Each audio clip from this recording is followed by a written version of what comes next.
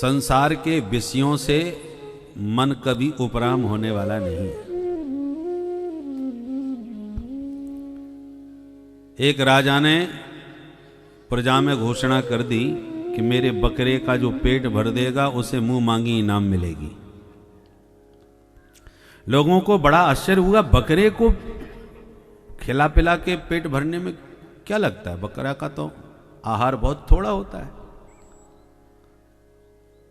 ठीक है महाराज, हम अब बकरे का पेट भरेंगे, वो तो ले जाओ।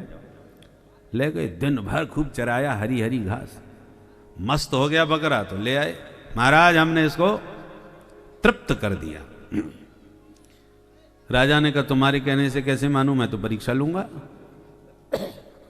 ले लीजिए परीक्षा। हरी हरी बढ़िया घास ला करके बकरे के सामने डाली, बकरा चालू हो गया खाना। कितना भी पेट भरा हो, जब सामने से सुंदर घास आती है तो बकरा थोड़ा बहुत तो खा ही लेता है।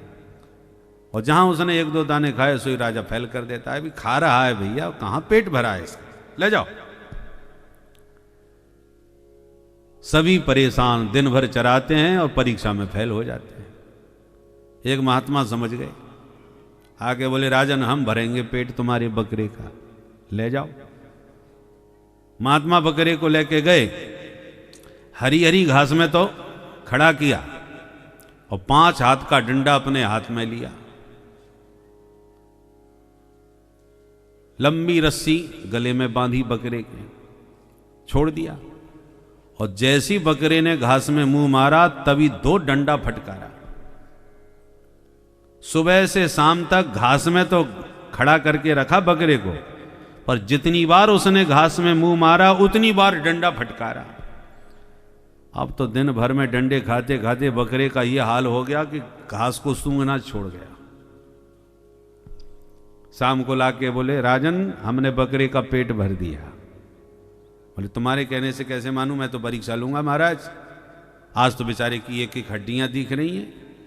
बोले तुम्हें इससे क्या लेना देना, तुम तो परीक्षा लो। राजा तुरंत हरी हरी घास लाके बकरे के सामने रख दिया। बकरे ने देखा बाबा जी 5 हाथ का डंडा लिए पीछे ही खड़े हैं, सो तुरंत मुंह फेर लिया। राजा को आश्चर्य हुआ, वो बार बार फिर मुंह के पास में घास दिखावे, बकरा फिर मुंह फेर ले। जितनी बार घास दिखाई उतनी बार उसने मुंह फेर लिया, बाबा के डर के मारे। राजा बोले हाँ अब मान गया, सचमुच पेट भर गया, सूंघ ही नहीं रहा घास को। बोलो राधे राधे राधे राधे। यही हालत हमारे मनीराम जी की है। संसार के कितने भी विषय भोग लो, तब सोचोगे कि भोग भोग करके वैराग्य हो जाएगा, वो कभी नहीं होने वाला।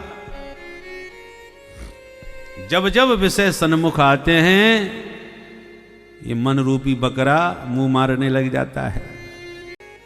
इसलिए विषयों से कभी वैराग्य तो होने वाला नहीं, तो क्या करें फिर, बोले इसके हंटर मारने पड़ेंगे। देखना इंद्रियों के न घोड़े बढ़े, इनमें हरदम ये संयम के कोड़े पड़े। अपने रथ को सुमार्ग लगाते चलो, कृष्ण गोविंद गोपाल गाते चलो। जब तक आप संयम नहीं करेंगे तब तक ये इंद्रियां व्यवस्थित होने वाली नहीं है। ये तुम्हें ऊट पटांग रास्ते पर ये इंद्रिय रूपी घोड़े दौड़ाएंगे। देखो घोड़ों को घास भी चाहिए और खिलाना भी चाहिए, और रथ में इनको लगा करके इनसे काम भी लेना चाहिए।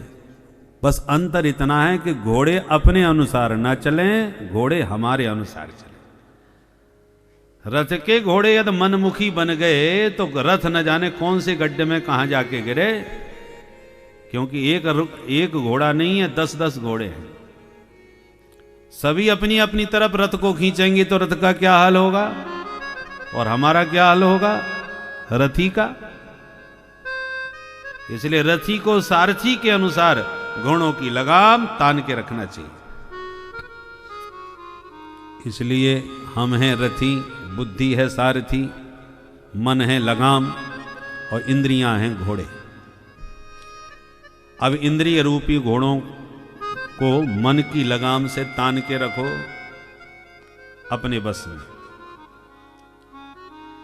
आंख कहती है मुझे रूप चाहिए, वो रूप की तरफ दौड़ती है, तो नासिका सुगंध की ओर, जिह्वा चटोरी है पकवानों की ओर, त्वचा है सुंदर सुखद स्पर्श की ओर, कान मधुर संगीत की ओर हमको खींच रहे हैं।